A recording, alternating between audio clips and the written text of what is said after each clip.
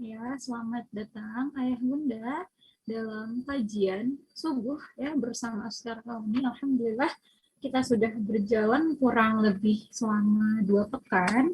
Ya, dan Alhamdulillah Ayah Bunda juga masih setia gitu ya untuk datang, ikut dan hadir di kajian Ramadan ini bersama Askar Kauni. Dan ya insya Allah nih Ayah Bunda hari ini hari Senin dan kita akan kembali di seri hikmah dan fadilah keutamaan doa gitu. Sebelumnya saya mau tanya dulu nih Kak Bunda, apakah suara saya sudah terdengar jelas atau kecil suaranya jadinya nggak jelas? Boleh tolong dijawab di kolom chat ya. Nanti kalau sudah jelas suaranya insya Allah akan kita mulai. Boleh dibantu dijawab di kolom chat apakah suaranya sudah terdengar dengan jelas. Oke, Alhamdulillah kata Bu Bunda Sutirah sudah jelas ya. Oke, baik, Ayah Bunda, kita mulai kajian pada pagi hari ini dengan membaca basmalah. Bismillahirrahmanirrahim. Ya, oke, dan bagi Ayah Bunda juga yang berkenan ya, yang tidak ada halangan untuk membuka kameranya, tidak ada terkendala sinyal, boleh banget ya untuk dibuka kameranya. Gitu, dan Ayah Bunda jangan lupa kami himbau untuk menyiapkan catatannya, bisa di buku tulis, bisa di HP ya, dimanapun yang sekiranya paling mudah untuk Ayah Bunda, karena hari ini kita akan membahas sebuah tema yang menarik ya, mengenai inilah sebab diterimanya doa. Karena siapa sih yang gak mau ya doa-doanya itu diterima oleh Allah, dijawab oleh Allah, dikabulkan oleh Allah. Pasti dari kita semua ya, setiap berdoa itu pasti berharap ya untuk dikabulkan doanya. Nah, kita harus tahu nih trik-triknya, cara-caranya, dan insya Allah akan kita bahas pagi ini dan masih bersama Ustadz Furqan Hidayat. Dan Alhamdulillah beliau juga sudah hadir di room Zoom ini ya. Assalamualaikum Ustadz Furqan. Oke, sebentar ya. Oke, belum dinyalakan Ustadz. Oke. Sudah dijadikan co-host barangkali oleh operator. Boleh. Oke, sudah. Sebentar Ustadz belum. Oke, masih proses ya. Oke, alhamdulillah. Assalamualaikum Ustadz. Waalaikumsalam. Oke, alhamdulillah suaranya juga sudah terdengar dengan jelas. Iya. Baik, Ustadz Furqan, boleh langsung dimulai saja sesi materinya dan insya Allah untuk PPT-nya akan ditampilkan oleh operator. Kepada Ustadz Furqan, kami persilakan. Bismillahirrahmanirrahim. Assalamualaikum warahmatullahi wabarakatuh. Waalaikumsalam warahmatullahi wabarakatuh. Alhamdulillahirabbil alamin. Wa bihi nasta'inu ala umuri dunya waddin wassalatu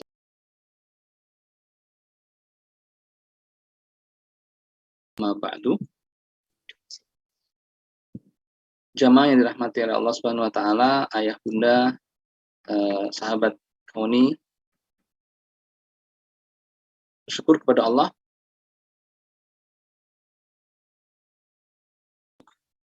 membahas materi tentang doa. Suaranya kedengeran ya? Ya, terdengar Ustaz. Ya, harus dipencet terus.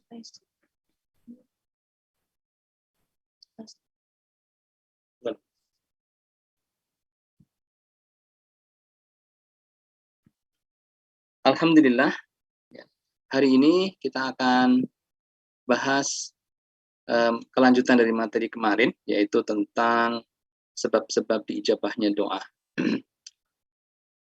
Memang sebenarnya yang akan menjadi pertanyaan buat kita semua adalah apakah memang benar doa kita tidak diijabah? Atau memang bahkan mungkin bukan masalah itu, masalahnya adalah karena kita nggak pernah berdoa. Sekalinya berdoa adalah pada saat kita yang betul-betul memerlukan Allah Subhanahu wa taala, baru kita berdoa. Nah, itu yang pertanyaan itulah yang perlu kita jawab bersama-sama. Apakah kita ini merasa bahwa doa kita tidak dikabul, atau karena memang sebenarnya kita memang nggak pernah berdoa gitu, atau sekalinya berdoa atau berdoanya hanya sepintas selalu gitu. Jarang sekali kita berdoa dengan yang benar-benar bersungguh-sungguh. Maka kalau kita berdoa, insya Allah, Allah itu maha menepati janji. Innallaha la tukhliful mi'ad. Allah tidak pernah mengingkari janjinya. Jadi ketika Allah mengatakan, ud'uni astajib lakum, mintalah kepadaku, pasti akan aku kabulkan, aku akan ijabah, maka itu benar. Itu adalah sesuatu yang benar. Bukan omong kosong atau hanya sekedar janji-janji yang palsu. Allah itu maha menepati janji. Allah itu maha menepati janji. Dan janji Allah tidak pernah mengingkari janjinya. Seperti apa yang dikatakan dalam kalimat, innaka la tukhliful mi'ad. Nah, oleh karena itu, kita perhatikan asar ya, atau ungkapan, atau statement dari sahabat dan tabi'in. Kalau sahabat ini, Umar bin Amirul Mukminin ya, Umar bin Khattab radhiyallahu an. Beliau pernah mengatakan dalam sebuah asarnya, inni la alhimu hamma al-ijabah. Sesungguhnya aku tidak terlalu risau. Aku tidak terlalu risau atau tidak mempersoalkan tentang diijabahnya doa saya. Ya. Tapi yang dia risaukan justru wa innama alhimmu hammad doa. Justru saya risau kalau saya tidak diberi taufik untuk selalu berdoa kepada Allah. Ini apa? Ungkapan ya, yang disampaikan oleh Umar bin Khattab. Kalau sampai aku tidak mendapatkan taufik untuk berdoa bagaimana? Padahal kesempatan Allah mengabulkan doa luar biasa. Tapi karena kita tidak pernah berdoa, sehingga akhirnya kesempatan itu akan lewat begitu saja. Dan ini sama seperti apa yang disampaikan oleh dari kaum tabi'in ya, yang mewakili dari Hasan al-Basri. Imam Hasan al-Basri pernah mengatakan seperti itu. Ya. Ma akhafu alaikum man al-ijabah. Aku tidak khawatir ya. Aku tidak mengkhawatirkan doamu tidak diijabah. Aku tidak mengkhawatirkan doa kalian tidak diijabah. Wa inna ma akhafu ma doa. Justru yang aku khawatirkan kamu tidak pernah mau berdoa. Yang kita khawatirkan, jangan-jangan kita sendiri, ya masyarakat pada umumnya, kita nggak karena bukannya doanya nggak dikabul, karena mungkin kita jarang berdoa. Itu yang kita khawatirkan. Maka kita perlu ya untuk betul-betul berusaha untuk berdoa, ya, menyempatkan waktu untuk berdoa, menjadikan aktivitas harian dalam sehari kita itu selalu berdoa. Sehingga apa yang menjadi cita-cita kita, apa yang menjadi harapan kita, apa yang menjadi azam kita, itu akan dikabul oleh Allah Subhanahu wa Ta'ala. Nah, ini persoalan tersendiri ya. Ini masalah ya, masalah kita terkadang seperti itu. Kita berdoa baru ya berapa kali berdoa tapi sudah menganggap bahwa Allah itu nggak sayang, Allah tidak mengabulkan. Padahal kita paling berdoanya baru beberapa kali berdoa. Nah, oleh karena itu ini yang sangat perlu kita perhatikan bersama-sama. Ya. Perlu kita perhatikan bersama-sama bagaimana kita berdoa. Nah, apa yang menjadi dasar, apa yang menjadi sebab, ya, asbab doa kita dikabul oleh Allah Subhanahu wa Ta'ala. Yang pertama, sebentar saya urutannya agak lupa, tadi saya sudah nulis tapi saya lupa. Yang pertama, ikhlas ya, betul ya. Dalam kita berdoa kita harus ikhlas kepada Allah. Ikhlas kepada Allah, rela, ridho kita berdoa kepada Allah itu kita ridho.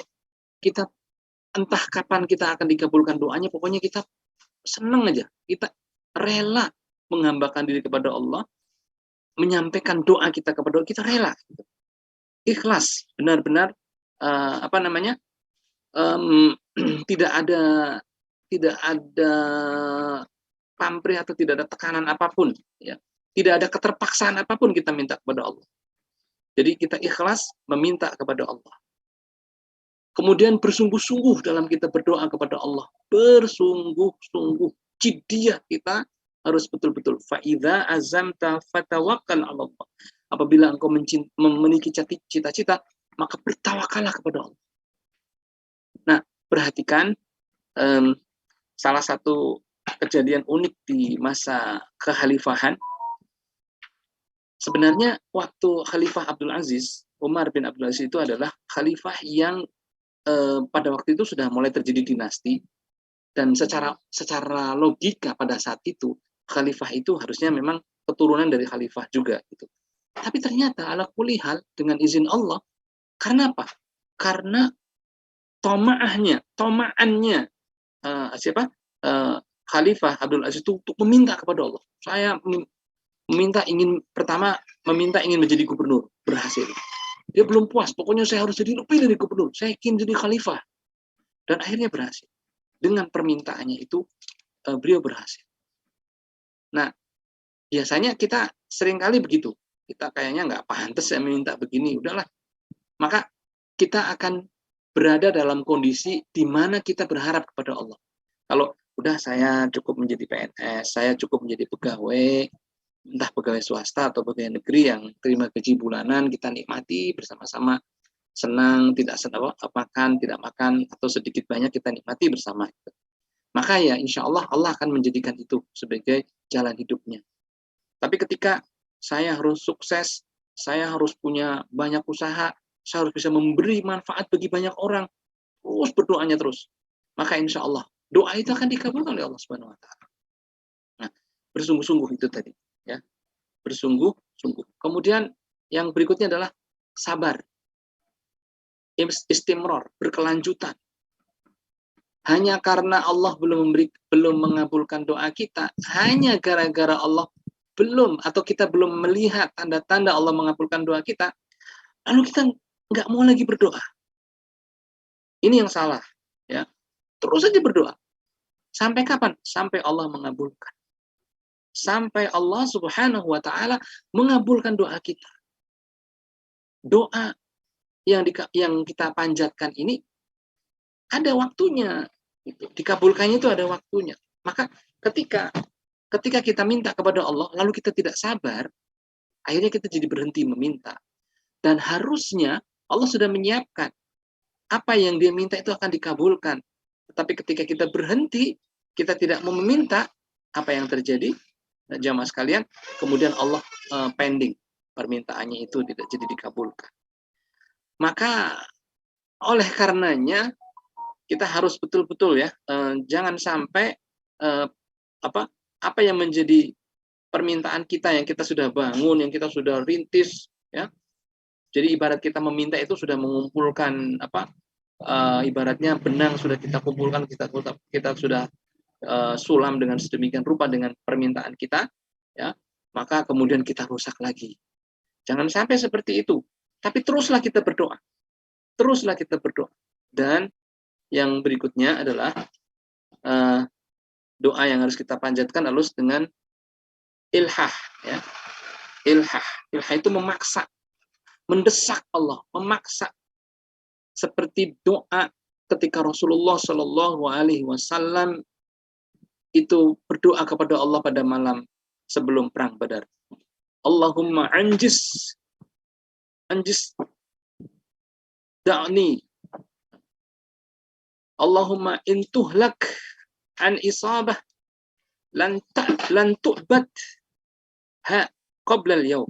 Kalau seandainya pasukan kami engkau kalahkan ya Allah, niscaya engkau tidak akan lagi disembah oleh manusia seluruhnya. Tidak akan disembah oleh manusia selamanya kalau engkau tidak mengabulkan doaku ini. Itu sampai seperti itu. Begitulah memaksa, ya, begitu memaksa, mendesak, pokoknya sampai dikabulkan betul-betul. Jangan dikira kalau begitu Allah marah. Tidak, Allah tidak akan marah. Paling Allah akan ulur, Allah senang melihat kita merengek-rengek, Allah senang. Maka terus saja merengek sampai dikabulkan doa kita oleh Allah Subhanahu Wa Taala. Sampai doa kita dikabul oleh Allah Subhanahu Wa Taala. Kemudian yang berikutnya adalah dengan memperbanyak istighfar. Dengan memperbanyak istighfar. Ibnu Taimiyah, Syekh Ibnu Taimiyah, dalam setiap hari ketika beliau memiliki hajat, kemudian dia minta kepada Allah dengan terlebih dahulu beristighfar sampai 33.000 kali. istighfar 3.000 kali sudah, tapi ternyata doanya belum dikabul, dia nambah lagi istighfarnya, dibaca lagi. Sampai 2 kali lipatnya lagi ditambah istighfarnya. Sampai benar-benar doanya dikabulkan oleh Allah Subhanahu wa taala. Sampai benar-benar doanya dikabul oleh Allah, dia terus meminta terus seperti itu. Dan yang berikutnya adalah berdoa dengan menggunakan asma Allah yang agung. Boleh dengan Asmaul Husna, boleh dengan Ar-Rahman, Ar-Rahim, Ya Rahman, Ya Rahim, Ya Malik, Ya Alim, gitu ya. Namun ada satu kalimat doa yang kalimat-kalimat asma Allah itu terkumpul dalam satu kata, yaitu Allah. Jadi memang alangkah bagusnya kalau kita berdoa itu dengan menggunakan Allahumma atau Ya Allah, atau dengan mengesahkan Allah dulu. Maka inilah yang kemudian kita sebut dengan Al-Ismul A'zam, nama yang paling agung, Ya Dzal Jalali wal Ikram, yaitu Allah Subhanahu wa ta'ala. Bagaimana doanya? Ketika kita akan berdoa yang lain, kita mengucapkan doa seperti Allahumma inni as'aluka bi anni ushidu, ya, ushidu annaka antallah la ilaha illa antas samad alladzi lam yalid wa lam yulad wa lam yakul lahu kufuwan ahad. Kalau orang berdoa seperti itu, kata Nabi, ya, walladzi nafsi biyadi, demi demi yang jiwaku ada dalam genggamannya, sungguh orang itu berdoa dengan nama yang paling agung, dengan menyebut kalimat yang paling agung, itu Allah Subhanahu wa taala, dengan mengesahkan Allah, dengan kalimat ahad, dengan kalimat apa? Antas samad, engkau yang tempat bergantung. Maka idza du'iya, ya, fa'ujibah, wa idza su'ila, ya, fa'utiyah. Kalau dia berdoa dengan seperti itu, niscaya Allah akan kabulkan doa. Kalau dia meminta dengan seperti itu, juga Allah akan kabulkan permintaannya. Begitu ya kira-kira, Allah akan kabulkan sebab-sebabnya. Ya, kalau kita tahu, maka teruslah. Kita jangan berhenti untuk berdoa. Kita harus istimrar. Berdoa itu harus terus-menerus. Jangan kalau lagi butuh saja kepada Allah kita berdoa. Allah lebih senang kita berdoa pada saat kita mendapat sehat, mendapat nikmat, kita mintanya terus, ya Allah, tambahkanlah nikmatku, ya Allah. Ya Allah, tetapkanlah nikmatku terus, continue aku menikmati nikmatnya. Itu lebih Allah sukai daripada kita sudah sakit, sudah kena musibah, baru kita minta kepada Allah. Baru kita minta kepada Allah. Allah akan lebih senang. Jadi lebih baik kita mengingat Allah dalam keadaan bahagia, dalam keadaan gembira, daripada kita mengingat Allah dalam keadaan berduka. Kalau kita mengingat Allah dalam keadaan gembira, Allah akan mengingat kita ketika kita dalam keadaan sedih. Allah akan langsung ingat kita, dan Allah akan langsung tolong kita dari semua kesulitan yang ada, yang kita hadapi. Nah, jadi Bapak Ibu yang dirahmati oleh Allah Subhanahu wa taala, inilah sebab hal yang bisa menjadi sarana, atau yang menjadi asbab, yang menjadi aspek doa kita dikabulkan oleh Allah Subhanahu wa taala. Mari kita tanyakan pada diri kita, benarkah kita sudah berdoa dengan bersungguh-sungguh, atau doanya kadang-kadang saja kalau lagi ingat. Kadang-kadang ini, maaf ya, ketika kita sholat, pada saat sholat saja kita sudah sering lupa loh berdoa. Bacaan sholat kadang-kadang kita lupa, lagi sholat pikirannya ke yang lain. Maaf, ini insya Allah tidak semua ya, insya Allah jamaah di room Zoom ini tidak seperti itu. Ini contoh kasus, banyak orang yang sholat pada saat ada kalimat Rabbighfirli warhamni, itu kan doa. Wajburni warfa'ni warzuqni wahdini wa'afini wa'fu anni subhana rabbiyal a'la wa bihamdi, itu pujian Allah, itu kita berdoa sebenarnya. Tapi kita apakah benar gitu? Kita ingat gitu. Pada saat itu kita tahu hati kita connect dengan hati kita, dengan kandungan atau pesan dari doa itu, apakah terkoneksi dengan hati kita, sehingga Allah akan mengabulkan yang menjadi doa kita, seperti apa yang dalam yang dibaca ketika kita sholat. Inilah yang kita bisa koreksi diri kita. Kita bisa mencoba melakukan muhasabah terhadap diri kita. Apakah kita memang betul-betul sudah berdoa dengan sungguh-sungguh atau belum kepada Allah Subhanahu wa taala. Ya. Jadi masalahnya bisa jadi bukan karena doa kita tidak dikabulkan, Masalahnya kita dalam berdoanya masih kadang-kadang berdoa, kadang-kadang tidak. Kadang-kadang kita lupa berdoa, kadang-kadang ya berdoa setengah-setengah, atau berdoa tapi tidak khusyuk. Berdoa tapi ya main-main, atau tidak main-main tapi kurang memahami atau kurang mencermati atau kurang menelaah isi kandungan dari doa itu. Bisa jadi ya, sangat mungkin itu. Jadi seperti itu kira-kira gambarannya. Nah, ada 3 cara Allah dalam mengabulkan doa. Tentu Allah lebih tahu kapan cara ini akan diberikan.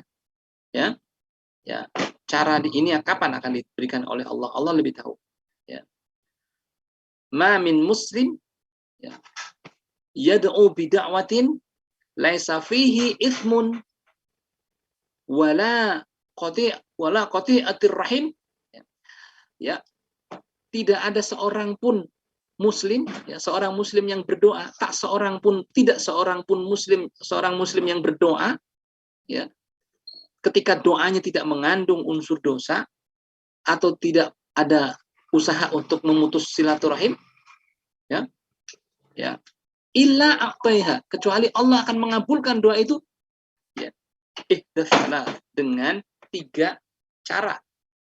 Pertama apa? Pertama adalah himma anni ajal, yaitu dengan dipercepat atau disegerakan doa itu. Ada yang ketika kita berdoa disegerakan doa. Lalu yang kedua, himma dirosa bil akhirah. Doa ini akan dikumpulkan, akan disimpan, dikumpulkan untuk diberikan ketika di akhirat. Atau yang terakhir, ya, yaitu himma an yashraf, ya, ansu mithlaha.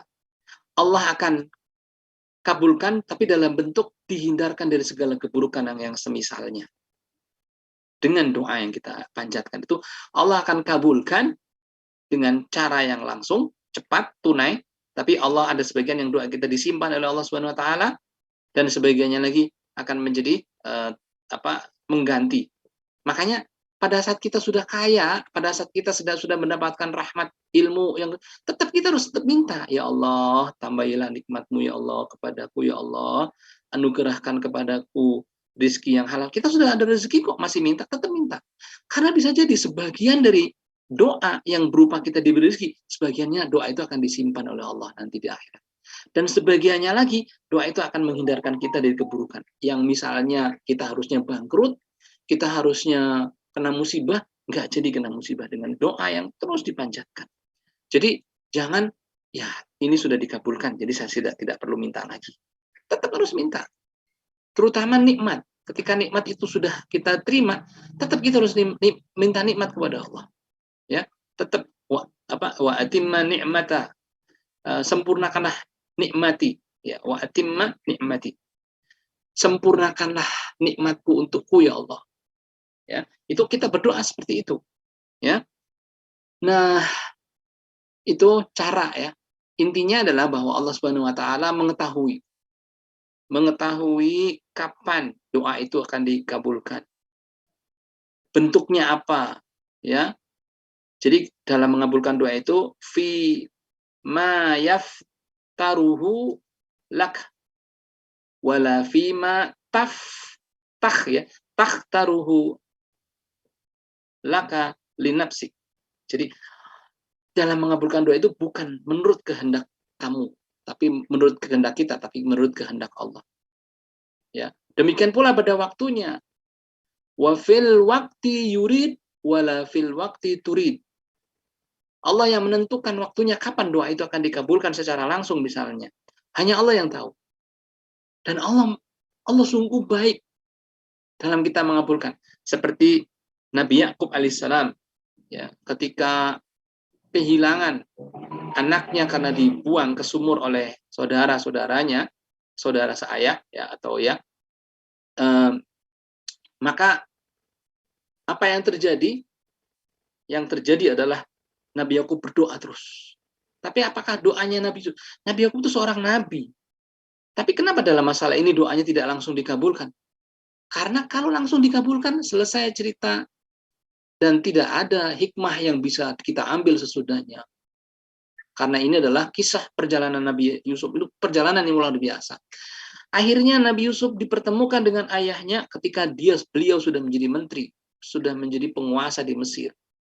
Sementara waktu itu, waktu Nabi Yusuf itu bersama saudara-saudaranya, Nabi Yusuf masih berada di kampung, tinggal di kampung di tempat yang jauh dari kota Mesir. Bisa dibayangkan, ternyata itu adalah sebuah kebaikan dan Allah lebih mengetahui. Maka ketika doa kita belum dikabulkan, kita jangan langsung protes, jangan langsung kemudian ngambek, lalu tidak mau berdoa lagi. Ketika doa kita masih belum dikabulkan, maka kita harus terus berusaha, terus meminta kepada Allah, sampai kita mengetahui hikmah apa yang terjadi. Kenapa doa ini baru dikabulkan sekarang? Oh iya. Begitu dikabulkan, kemudian Nabi Yusuf mengatakan, inilah takwil mimpimu, ya kan? Sekarang aku menjadi penguasa di Mesir. Kemudian mereka, Nabi Yusuf kemudian mengangkat orang tuanya, membawa ke dalam istana atau membawa ke arsnya, bukan ars, ke singgasana, dan saudara-saudaranya pada sujud di bawahnya. Ini takwil mimpi yang ada ketika dia didatangin rembulan pada sujud, bintang-bintang sujud waktu itu ya. Nah, itu. Jadi kita perlu betul-betul merenungkan ini dengan sebaik-baiknya, ya. Sehingga dalam kita berdoa, doa saja udah. Doa lalu lepaskan semua. Pokoknya saya sudah berdoa, ya. Percayakan kepada Allah. Kalau toh belum dikabulkan, terus saja berdoa sampai dikabulkan oleh Allah Subhanahu wa taala. Nah, pertanyaan selanjutnya, bisakah kita berdoa dengan wasilah amal soleh kita? Kalau kita lihat dari riwayat memang pernah ada ya. Jadi kita boleh berdoa dengan wasilah. Wasilah yang wasilah amal soleh tentunya. Ini ada 3 orang pemuda yang pada saat dia sedang berada di satu hutan dan hujan deras, kemudian mereka berteduh ke dalam gua dan mereka bertemu di dalam gua. Kemudian tiba-tiba pintu gua itu tertutup oleh batu sehingga mereka tidak bisa keluar. Mereka dorong dengan sedemikian rupa, mereka ternyata tidak bisa keluar. Mereka tetap tidak bisa keluar. Akhirnya mereka kemudian bersepakat untuk meminta kepada Allah dengan berwasilah dengan amal solehnya. Orang pertama mengatakan kepada Allah, ya Allah, aku dulu pernah hampir berbuat maksiat. Ketika ada seseorang perempuan yang datang kepadaku dengan mengatakan, bapak saya sakit, saya minta bantuan untuk berobat bapak saya. Lalu aku katakan kepada perempuan itu, boleh, kamu orang tuamu akan aku tanggung untuk biaya berobat bapakmu atau orang tuamu, tapi dengan catatan kamu harus mau berzina denganku. Gitu. Karena si perempuan ini demi membela, ya, demi berbaktinya kepada orang tua agar orang tuanya bisa sehat, bisa kembali sembuh, akhirnya kemudian menyetujui. Nah, pada saat akan terjadi ya hubungan yang tidak semestinya itu, kemudian perempuan itu mengatakan, tidakkah engkau takut kepada Allah Subhanahu wa taala? Maka saat itu aku pun langsung gemetar. Aku pun kemudian takut, kemudian aku menyerahkan uang itu semua kepadanya.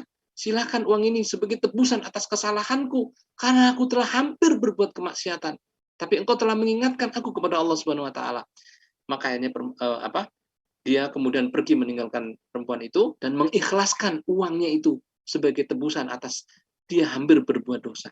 Ya Allah, kalau seandainya ini adalah merupakan amal soleh dan engkau ridho dengan amalku ini, ya Allah, tolong geserkan batu ini. Kemudian didorong, sempat tergeser, tapi mereka masih belum bisa keluar.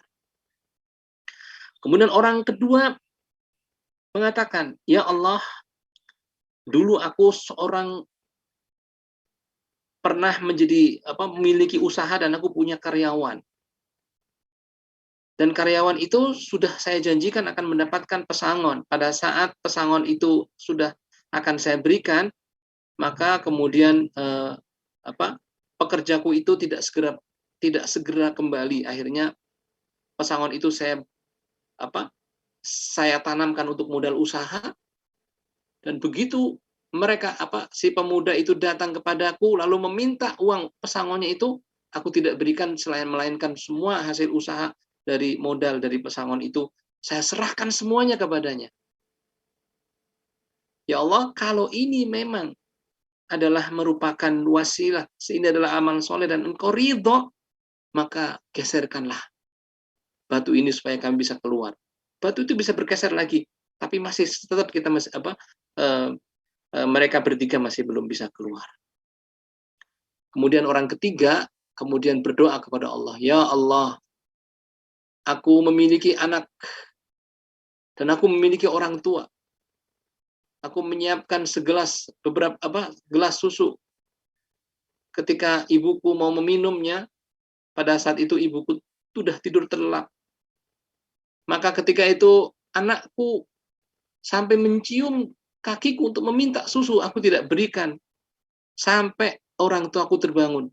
Dan ternyata orang tuaku baru bangun pada waktu pagi hari. Aku minumkan susu itu kepada ibuku. Baru setelah itu aku berikan kepada anakku sebagiannya. Ya Allah, kalau ini merupakan amal soleh yang Kau ridhoi, ya Allah, tolonglah ya Allah, keluarkan aku dari gua ini ya Allah. Akhirnya gua pun batu yang menghalangi tempat keluar dari gua itu pun terbuka, bergeser, dan mereka pun bisa keluar. Nah, ini inti daripada masalah yang bisa kita perhatikan atau kita sampaikan adalah memang kita tidak terlepas dari aktivitas doa. Dan kita tidak terlepas dari kadang-kadang kita berbuat khilaf, berbuat dosa, dan seterusnya. Oleh karena itu kita harus betul-betul introspeksi diri, koreksi diri, ya.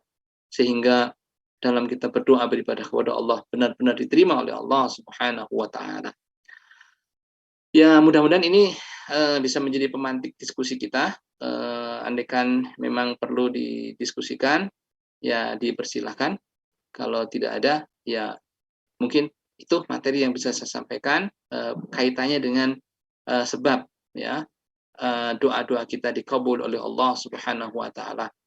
Yang menjadi titik atau menjadi pelajaran buat kita adalah mari kita evaluasi diri kita. Sebenarnya kita itu sudah setiap hari berdoa apa belum sih gitu? Apa jangan-jangan berdoanya hanya sampai di mulut saja? Atau hanya seperti apa? Mari kita coba koreksi, ya. Oleh karena itu Allah menyediakan waktu-waktu ijabah itu dalam rangka untuk supaya kita fokus dalam kita berdoa kepada Allah Subhanahu wa Ta'ala. Wallahu a'lam. Silakan Mbak Yeni kalau mau dilanjutkan dengan diskusi atau pertanyaan atau apa. Iya, baik Ustadz, terima kasih atas pemaparan materinya. Dan ini ada beberapa pertanyaan Ustadz yang sudah masuk. Ini saya bacakan dari Bunda Jazia Azima. Assalamualaikum Ustadz, izin bertanya. Ini dari Bunda Maya dari Sidoarjo. Dan begini Ustadz, jika kita berdoa ya dalam mengambil keputusan, kemudian sudah beristikharah dan juga tentunya sudah mantap dalam mengambil keputusan tersebut, kemudian dalam proses perjalanannya ada kendala nih Ustadz ya dalam proses itu. Kadang ada rasa penyesalan. Kita sudah berdoa, sudah beristikharah, tapi kok masih ada kendala. Nah, ini gimana ya Ustadz ya? Kadang hati ini masih ada suudzon gitu ya sama Allah. Mohon pencerahannya Ustadz. Iya, baik. Nah, itulah yang kemudian kita tidak boleh suudzon kepada Allah Subhanahu wa Ta'ala.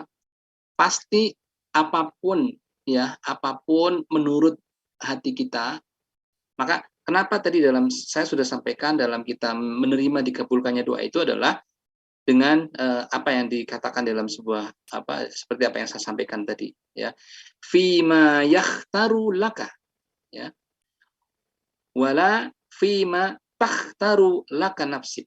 Janganlah, atau doa itu ya adalah apa yang dikehendaki oleh Allah untukmu, bukan apa yang kamu kehendaki untuk kamu sendiri. Tapi apa yang Allah kehendaki untuk kita.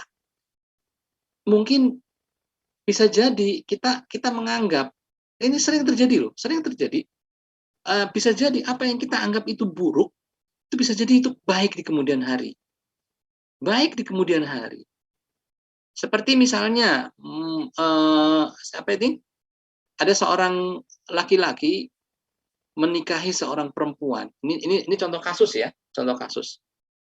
Pada saat mereka sudah di dalam tempat atau di dalam ruang pengantin, mereka melihat ada titik noda di punggung si perempuan itu.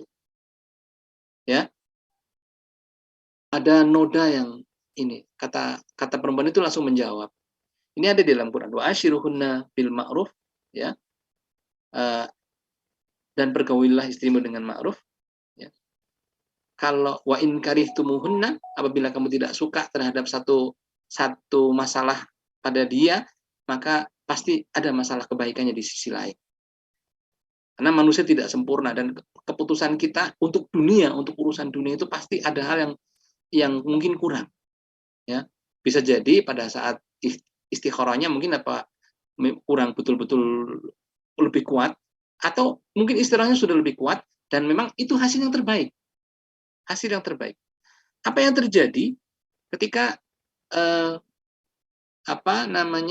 ketika suami si perempuan tadi yang di punggungnya ada noda itu, ada noda, titik noda, yang dia kemudian merasa nyesel, aduh, nggak sempurna istri saya gitu. Tapi istrinya langsung ngomong, sebenarnya di balik ketidaksempurnaanku pasti ada kesempurnaan yang Allah sembunyikan. Akhirnya singkat cerita, si suami dari perempuan tadi diutus untuk berjuang sampai bertahun-tahun, dan pada saat pulang dia menemukan, dia mampir ke masjid, ada seorang pemuda yang begitu luar biasa dalam menjelaskan tentang ilmu, yang kita kenal dengan Imam Malik, yang kemudian mazhabnya menjadi mazhab Maliki. Dan pada saat beliau pulang, ternyata anak itu tinggal di situ. Dan suaminya sempat cemburu. Kamu kok ini siapa? Kata istrinya, ini anak kita. Masya Allah, subhanallah. Tadi saya menyaksikan dia menjelaskan ayat-ayat Allah dengan luar biasa, dengan sangat mengagumkan. Gitu. Dengan sangat mengagumkan sekali. Gitu. Wah, subhanallah. Ternyata ini anakku. Baru kemudian istrinya menjawab. Ya, istrinya menjawab bahwa inilah apa yang saya sampaikan dulu. Mungkin dalam nilai ketidakbagusan pada fisik saya, ketidaksempurnaan pada fisik, ada kesempurnaan yang Allah sembunyikan yang nanti engkau akan terkagum atau engkau akan bersyukur kepada Allah, akan memuji Allah dengan sebegitu rupa. Nah, itu adalah bagian dari kadang-kadang memang tadi kita sepertinya kecewa dengan apa yang diputuskan tadi, kok kayaknya tidak sesuai benar gitu ya. Padahal belum tentu. Allah lebih mengetahui kan tadi. Jangan selalu harus ini kita juga gitu loh. Ketika Allah tahu, Allah mengatakan ini kamu cocoknya begini, udah kita terima, pasti ada kebaikan di kemudian harinya, itu pasti ada kebaikan. Wallahu a'lam. Begitu Ibu, seperti Ibu Maya, dan mungkin bisa diinikan oleh para peserta yang lain. Silakan kalau masih ada lagi, Mbak Yani. Ya, ini masih ada lagi Ustadz pertanyaannya. Kita lanjut. Ini ada dari Bunda Alia dari Jogja. Apakah ada nih Ustadz indikator atau tanda-tanda ketika doa kita itu mau dikabulkan oleh Allah? Begitu Ustadz untuk pertanyaannya. Ya, salah satu indikatornya adalah semakin takutnya kita kepada Allah. Dan karena takutnya kita kepada Allah, semakin mendekati Allah. Lalu tanda-tanda kedua, semakin nyaman, ya, merasa nyaman kalau kita berdoa kepada Allah itu makin nyaman, tidak ada rasa kecewa, ya. Tapi kita pokoknya udah, saya merasa sebelum doa dikabulkan itu saya merasa nikmat karena saya berdoa kepada Allah. Beban saya hilang. Sama seperti kita curhat kepada orang saja kan begitu, ya. Kita sudah curhat aku begini, tapi orang itu nggak bisa membantu mengatasi. Orang itu tidak bisa membantu mengatasi masalah kita. Tapi kita sudah curhat aja, kita sudah ringan. Nah, kalau dengan Allah kita sudah seperti itu bisa jadi pertanda bahwa doa kita diijabah oleh Allah Subhanahu wa taala.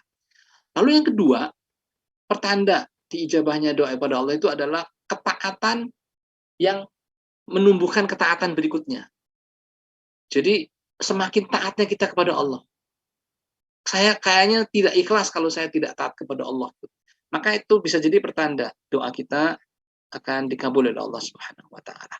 Itu paling tidak itu ya, kira-kira ya, tanda bagaimana doa kita dikabul. Semakin doanya itu kita doanya makin khusyuk pada Allah. Makin yakin. Tapi kan kamu belum dikabul, pokoknya aku yakin pasti akan dikabul entah kapan gitu. Tapi kalau waduh apa iya ya? Ah, masa sih mau dikabulkan doanya begini?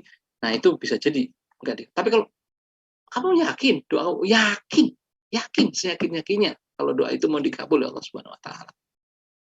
Saya pernah mengalami sendiri ya peristiwa spiritual yang begitu luar biasa adalah ketika saya pengen kuliah.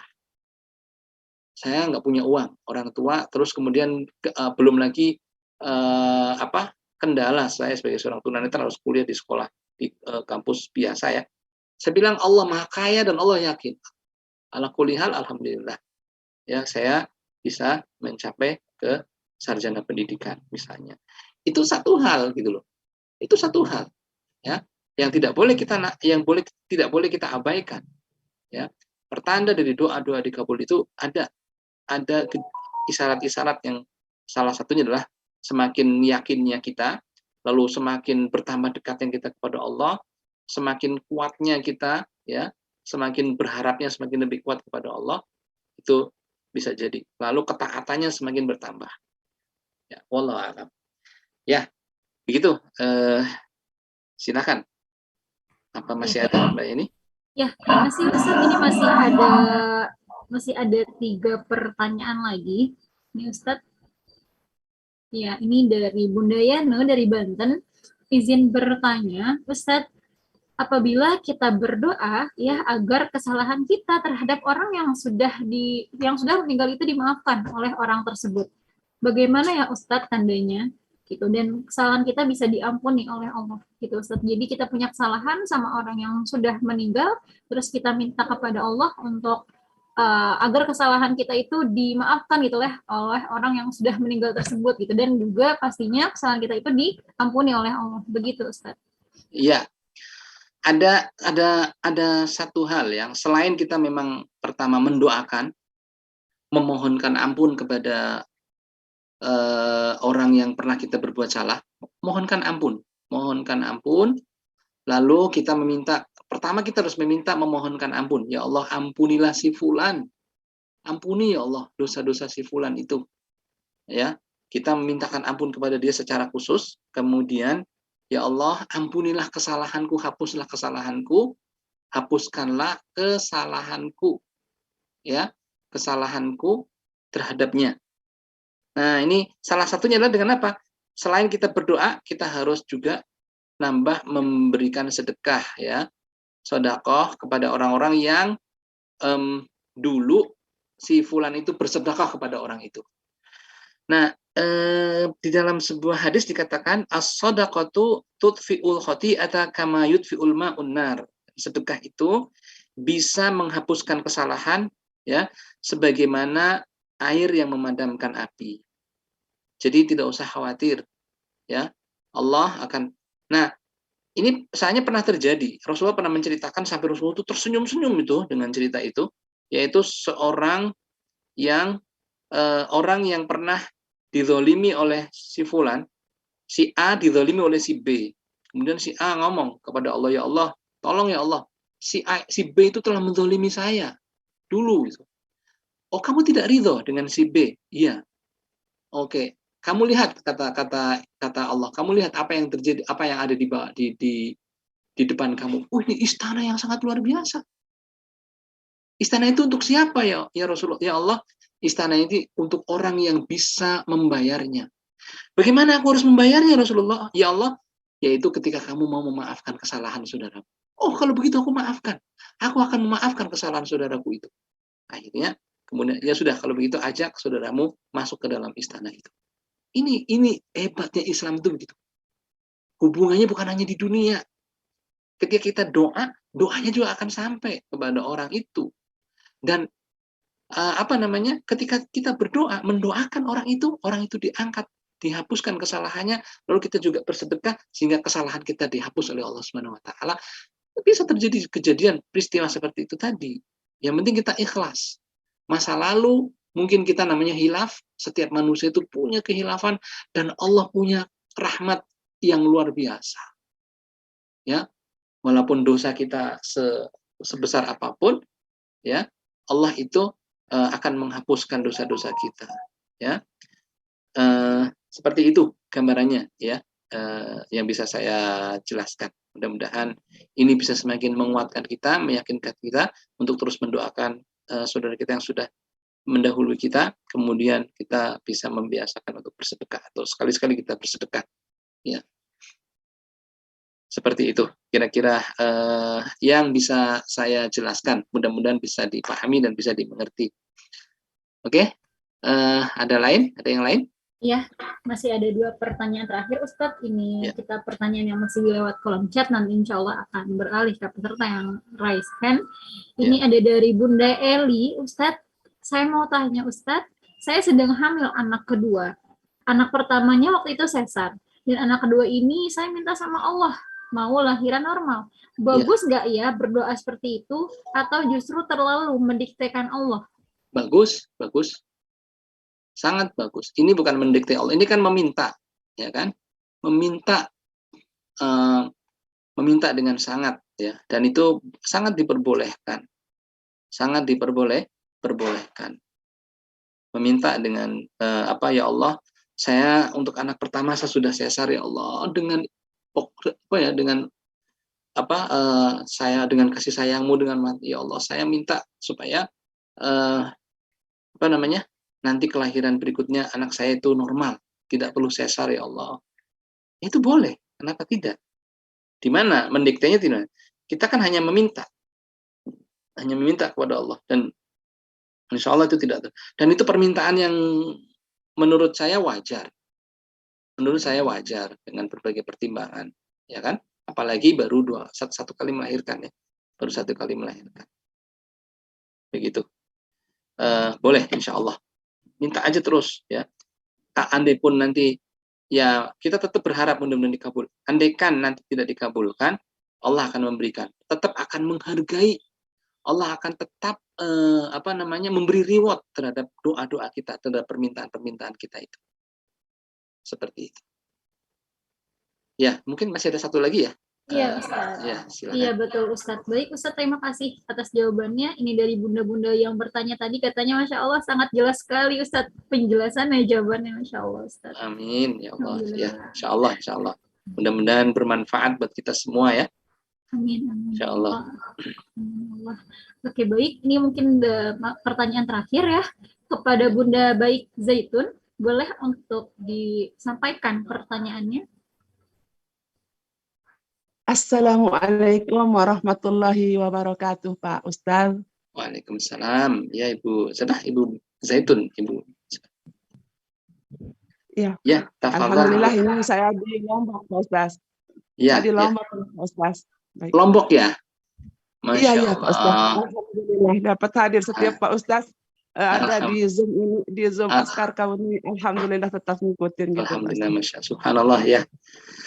Alhamdulillah. Terima kasih. Mudah-mudahan kajian ini bermanfaat ya untuk kita semua. Amin, menambah ilmu pengetahuan kita, insya Allah, tentang semangat doa dan seterusnya. Ya, silakan Bunda, barangkali ada yang mau di.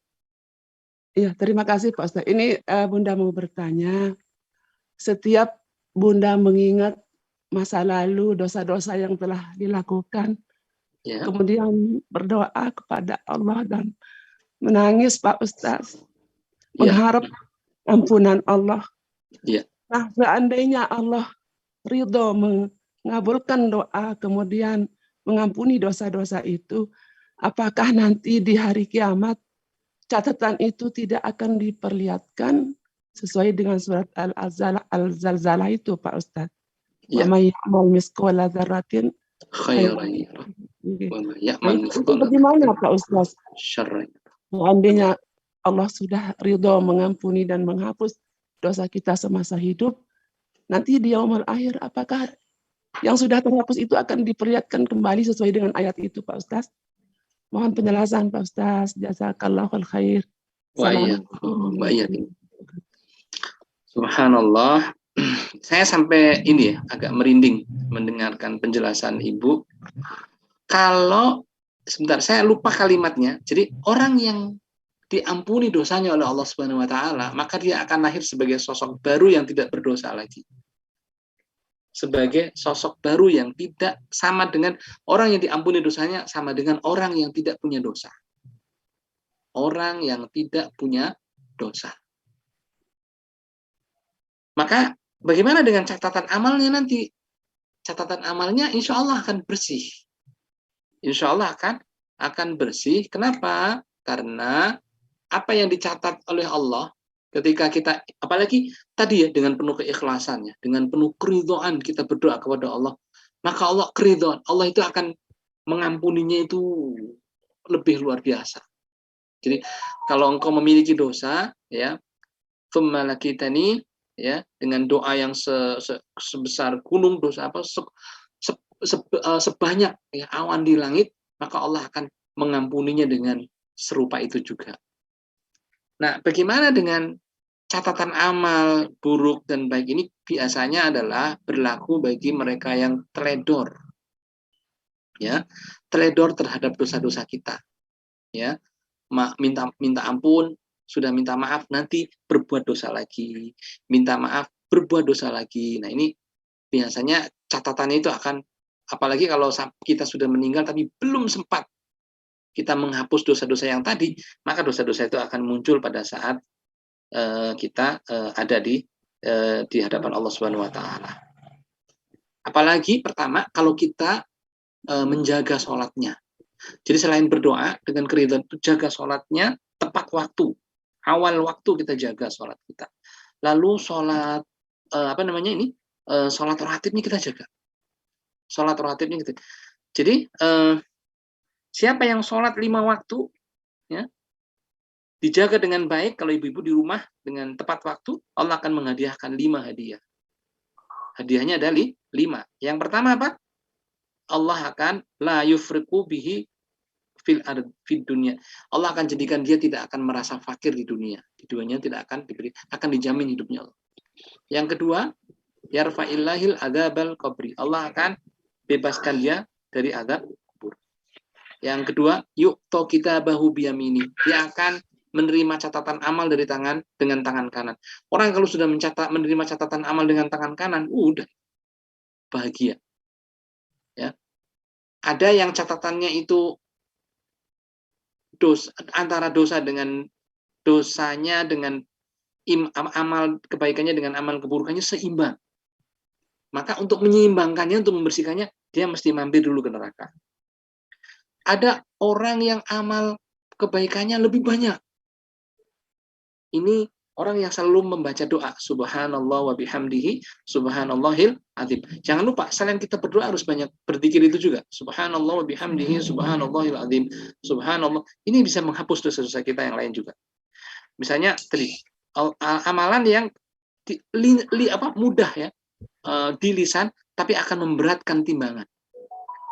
Maka amalan itu adalah mengucapkan doa tadi, subhanallahi wa bihamdihi subhanallahil azim. Subhanallahi wa bihamdihi subhanallahil azim. Ini adalah amalan yang akan memberatkan timbangan kebaikan.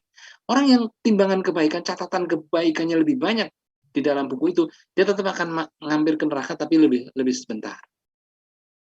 Tapi kalau catatan amalnya tidak ada yang buruk, mereka akan masuk ke dalam surga.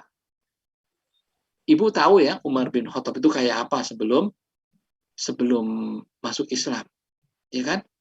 Bagaimana zaman jahiliyah dulu? Kayak apa mereka berbuat dosanya luar biasa. Minum khamar, membunuh, itu hal yang biasa. Kalau punya anak perempuan dibunuh.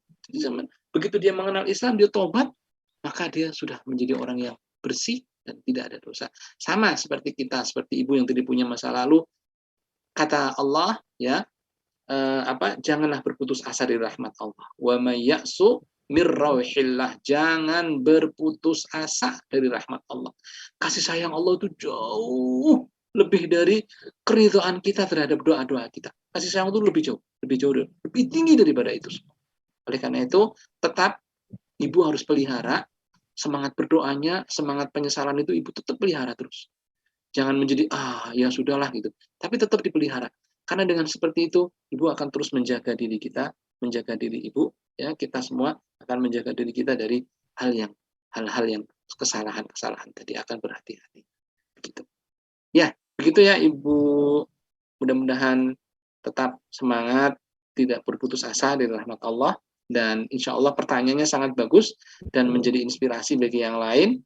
Nah, di dalam doa Sayyidul Istighfar kan ada satu doa ya, yang sering kita baca, doa Sayyidul Allahumma anta rabbi, ya Allah engkaulah Tuhanku, la ilaha illa anta, tidak ada Tuhan yang berhak disembah kecuali engkau ya Allah, khalaqtani yang menciptakan aku.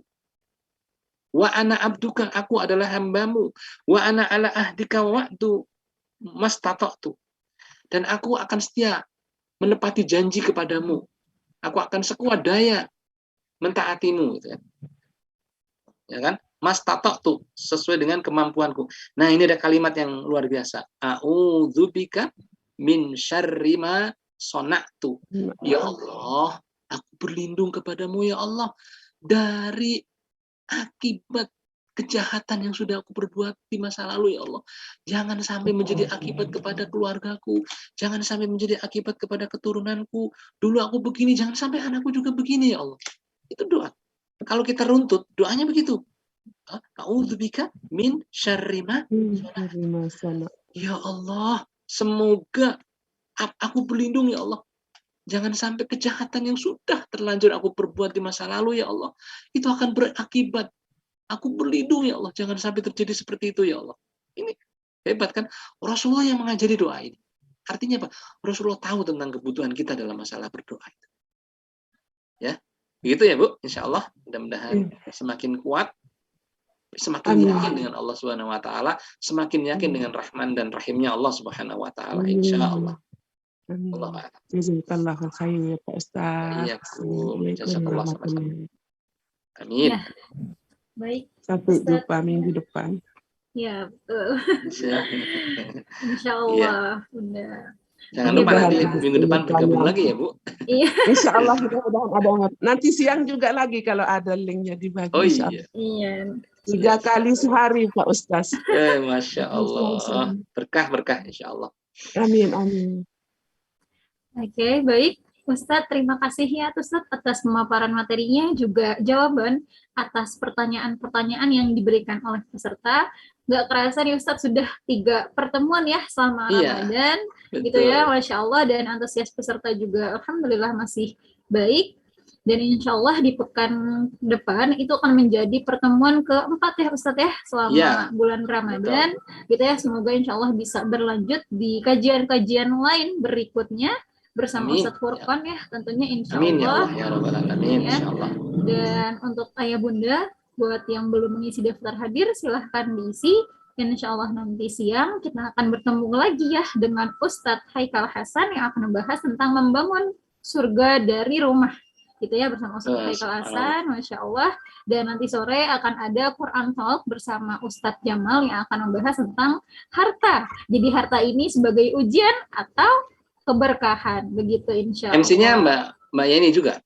MC-nya nanti ganti-gantian nih Ustadz, sama Mbak Yasmin, gitu. Kita ganti-gantian. Ya, siap. Gitu, baik. Insya Allah. Terima kasih banyak semuanya atas perhatiannya, mudah-mudahan bermanfaat ilmu yang kita pelajari pada pagi hari ini, sekaligus silaturahim kita menjadi memperpanjang usia kita, memberkahkan rezeki kita insya Allah.